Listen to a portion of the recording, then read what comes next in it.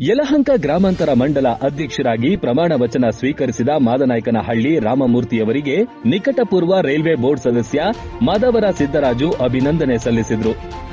ಜನಶಕ್ತಿ news ಜೊತೆ ಮಾತನಾಡಿದ ಅವರು, ಸಾಕಷ್ಟು ವರ್ಷಗಳಿಂದ ಬಿಜೆಪಿಗೆ ನಿಷ್ಠೆಯಿಂದ ಕೆಲಸ ಮಾಡಿಕೊಂಡು ಬಂದವರು ರಾಮಮೂರ್ತಿ.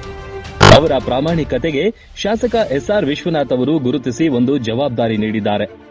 ಅವರ ಕಾರ್ಯಗಳು ಯಶಸ್ವಿಯಾಗಲಿ ಎಂದು ಶುಭ ಹಾರೈಸಿದರು. ಅದು ಅಲ್ಲದೆ ಮಂಡಲ ಅಧ್ಯಕ್ಷ ಸ್ಥಾನಕ್ಕೆ ಸಹಕರಿಸಿದ ದಿಬ್ಬೂರು ಜಯಣ್ಣ, ರಾಜಣ್ಣ, ಸತೀಶ್, ಕೊಳ್ಳಿಗಾನಹಳ್ಳಿ ವೆಂಕಟೇಶ್ ಸೇರಿದಂತೆ ಎಲ್ಲಾ ಹಿರಿಯರಿಗೂ ರಾಮಮೂರ್ತಿ ಪರವಾಗಿ ಅಭಿನಂದನೆ ಸಲ್ಲಿಸಿದರು.